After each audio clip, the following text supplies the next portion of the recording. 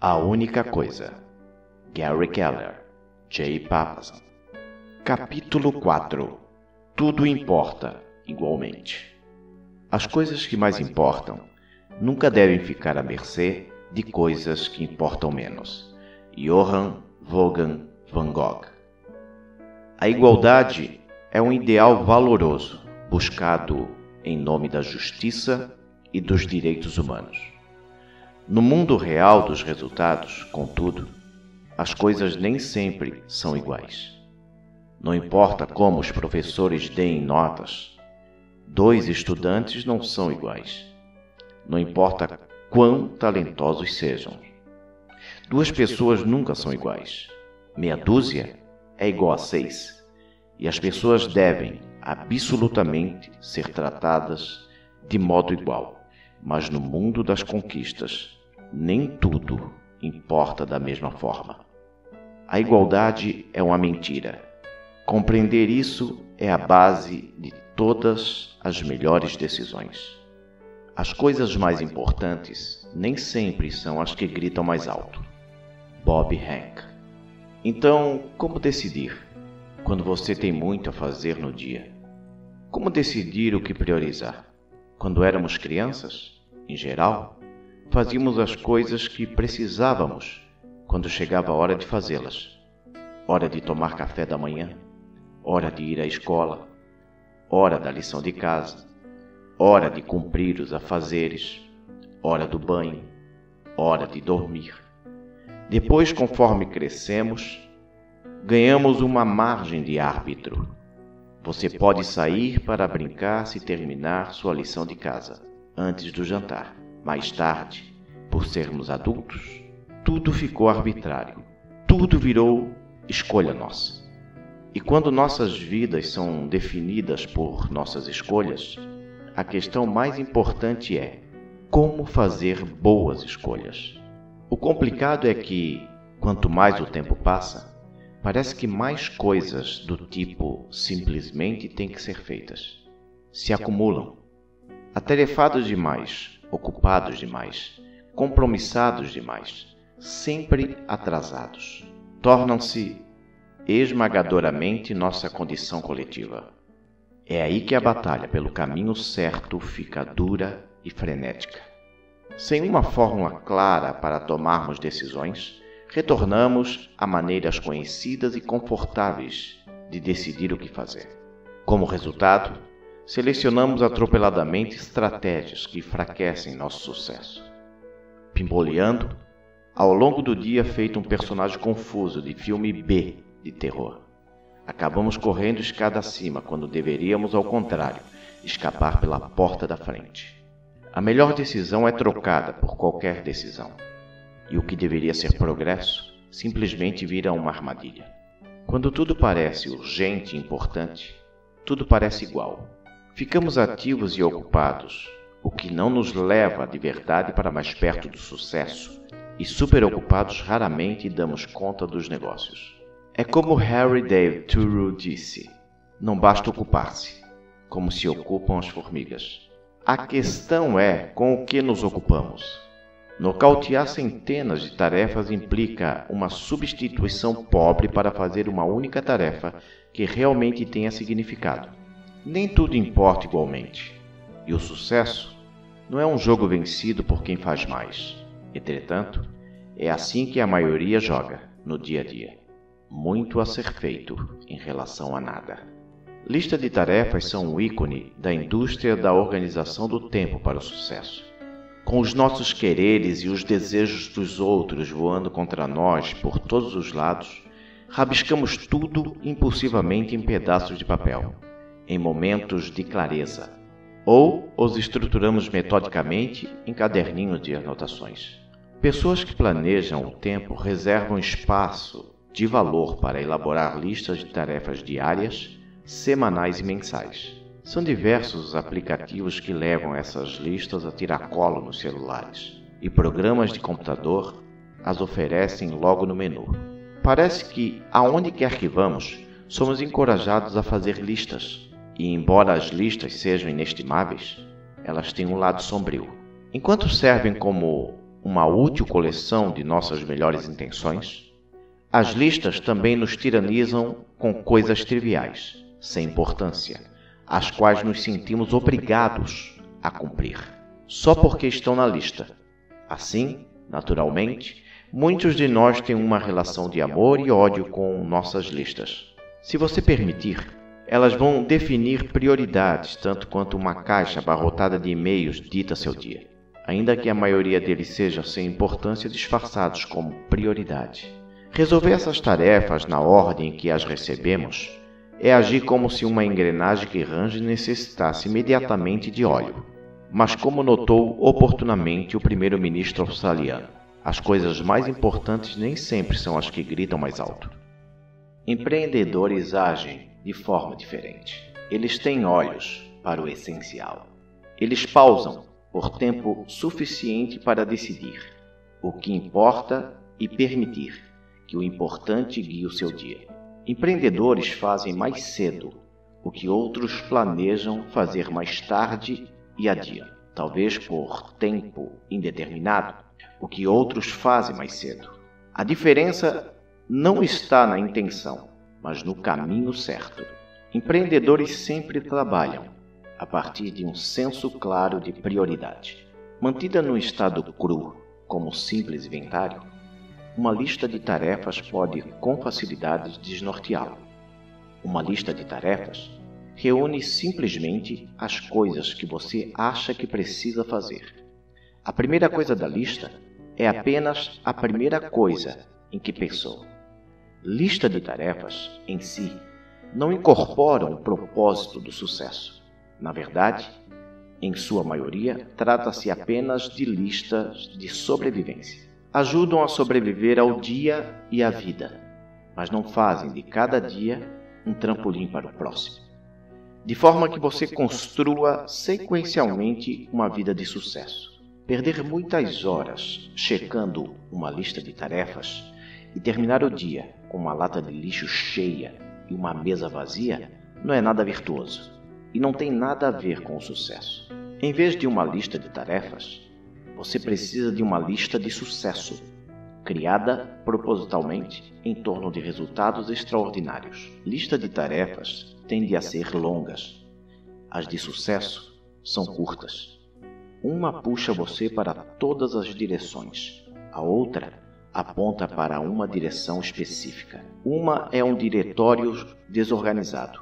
A outra é uma diretiva organizada. Se uma lista não é elaborada em torno do sucesso, então não é para ele que ela vai levar. Se sua lista contém de tudo, provavelmente levará você a todos os lugares, menos aonde você quer chegar de verdade. Então, como uma pessoa de sucesso transforma uma lista de tarefas numa lista de sucesso? Com tantas coisas que você poderia fazer, como decidir o que importa mais a cada momento do seu dia? Basta seguir o Yuran. Yuran desvenda o código. No fim dos anos 30, um grupo de executivos da General Motors fez uma descoberta intrigante que abriu a porta para uma inovação incrível. Um dos leitores de cartão deles, abre parênteses, dispositivo usado em computadores antigos, fecha parênteses, começou a produzir dados sem nexo. Enquanto investigavam a máquina com problema, encontraram um jeito de codificar mensagens secretas, algo de muito valor na época. Desde que as infames máquinas codificadoras alemãs Enigmas apareceram, durante a Primeira Guerra Mundial, codificar e decodificar tornou-se assunto de alta segurança nacional, atiçando ainda mais a curiosidade do público. Os executivos da GM rapidamente ficaram convencidos de que seu código acidental era indecifrável. Um homem, consultor, visitante da Western Electric, não concordou com isso. Aceitou o desafio de decifrar o código, virou a noite trabalhando e o quebrou por volta de 3 da madrugada. Seu nome era Joseph M. Yuran. Yuran mais tarde citou esse incidente como ponto de partida para querer quebrar um código ainda mais complexo. realizando uma de suas grandes contribuições à ciência e aos negócios. Como resultado do sucesso que obteve, um executivo da GM o convidou para analisar as pesquisas sobre o controle salarial, que seguia uma fórmula descrita pelo economista pouco conhecido Vilfredo Pareto. No século XIX, Pareto escrevera um modelo matemático para a distribuição de proventos na Itália, o qual afirmava que 80% da terra eram propriedades de 20% das pessoas. A riqueza não se distribuía igualmente. Na verdade, de acordo com Pareto, ela se concentrava de maneira bastante previsível. Pioneiro no controle de qualidade, Uran notara que um punhado de falhas costumava produzir a maioria dos problemas. Esse desequilíbrio não somente fazia sentido em sua experiência, como ele suspeitava de que se tratava de regra universal, e o que ele observara poderia ser ainda maior do que imaginara. Enquanto escrevia seu livro seminal Quality Control Handbook, Manual do Controle de Qualidade, Uran queria dar um nome curto para o conceito de poucos vitais e muitos triviais. Uma das diversas ilustrações no manuscrito foi rotulada o princípio de Pareto da distribuição desigual. Outros a teriam chamado Lei de Uran.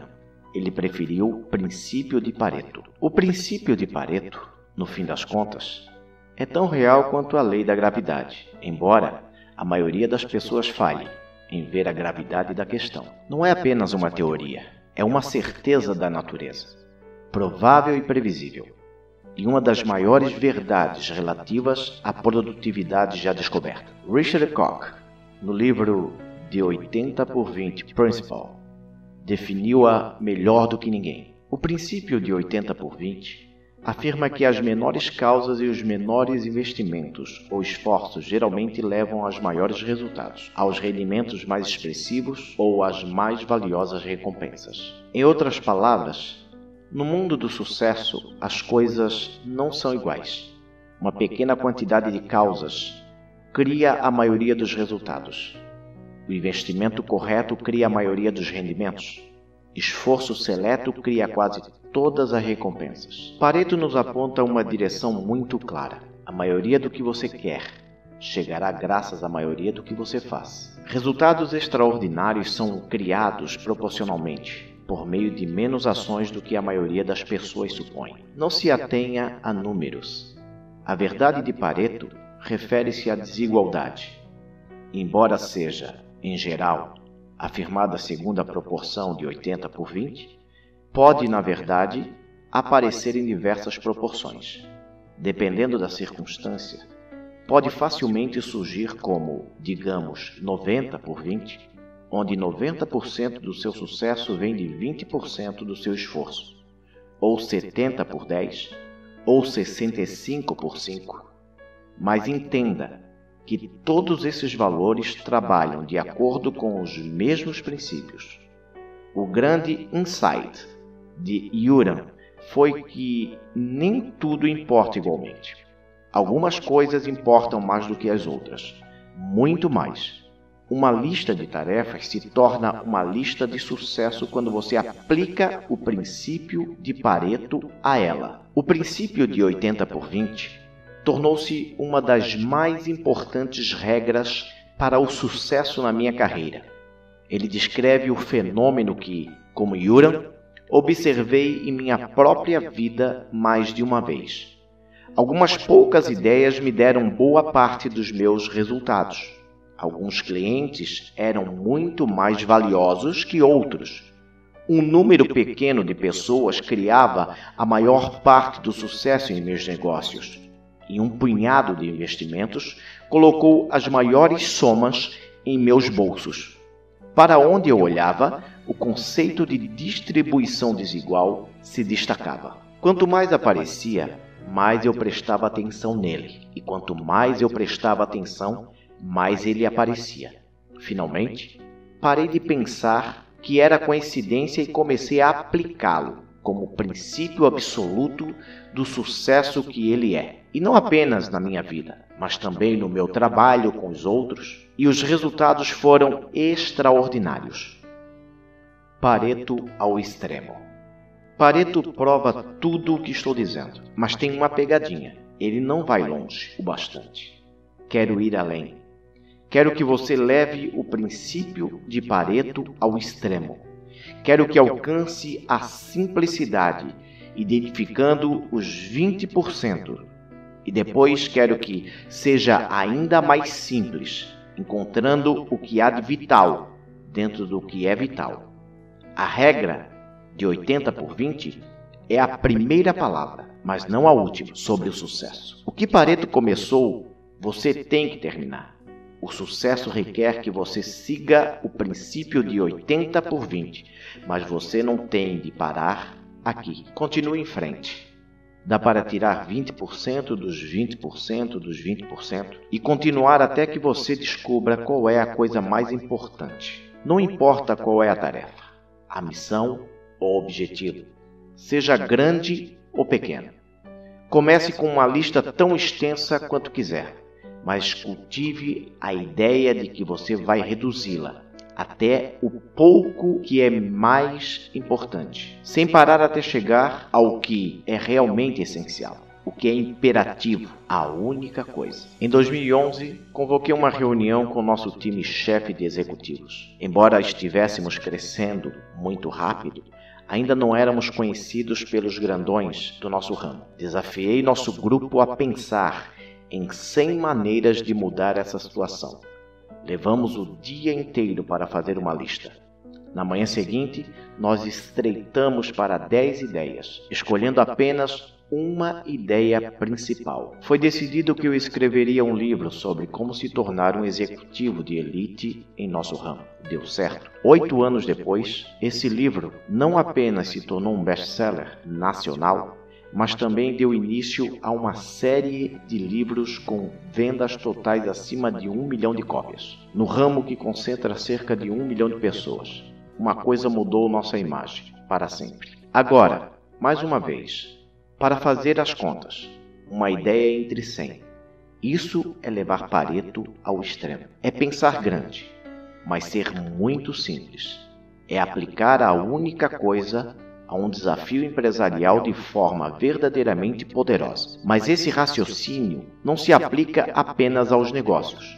Quando completei 40 anos, comecei a ter aulas de guitarra e logo descobri que poderia praticar durante apenas 20 minutos por dia. Como não era muito, entendi que eu precisava condensar o que aprendia. Pedi conselhos ao meu amigo Eric Johnson, um dos melhores instrumentistas que já conheci. Ele disse que se eu pudesse praticar apenas uma coisa, então deveria ser escalas.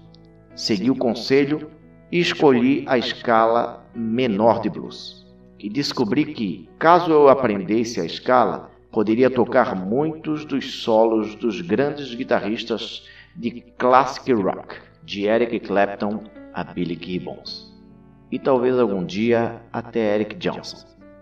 Essa escala se tornou minha única coisa para a guitarra, abrindo-me as portas do mundo do rock and roll. A desigualdade de esforço em prol de resultados está em todo lugar na sua vida. Basta você procurar e, se aplicar esse princípio, ele trará o sucesso que busca. Sempre haverá algumas poucas coisas que importam muito mais que o restante e, entre estas, uma será a mais relevante. Internalizar esse conceito é como ganhar uma bússola mágica. Sempre que você se sentir perdido ou sem direção, pode sacá-la para lembrar-se de descobrir o que mais importa. Boas ideias. 1. Seja simples. Não se preocupe em acumular tarefas. Foque em ser produtivo. Permita que apenas o mais importante direcione o seu dia. 2. Quando descobrir o que é realmente relevante, continue perguntando o que mais importa, até que sobre apenas uma coisa. A atividade central tem de estar no topo da sua lista de sucesso. 3. Diga não. Não importa se você diz depois ou nunca. A ideia é dizer agora não para qualquer coisa que você poderia fazer em vez de concluir o que é mais importante. 4. Não se prenda ao jogo do ok, feito. Se acreditamos que as coisas não importam igualmente, temos de agir desse modo. Não podemos ser direcionados pela ideia de que tudo tem de ser feito, eliminando coisas da lista e de que isso é o que traz o sucesso. Não podemos ficar presos nesse jogo, que nunca produz vencedores. A verdade é que coisas têm mesmo valores diferentes entre si, e o sucesso vem quando nos preocupamos com o que é mais importante. Às vezes, essa é a primeira coisa que você faz. Às vezes, é a única. De qualquer maneira, fazer a coisa mais importante é sempre o mais importante.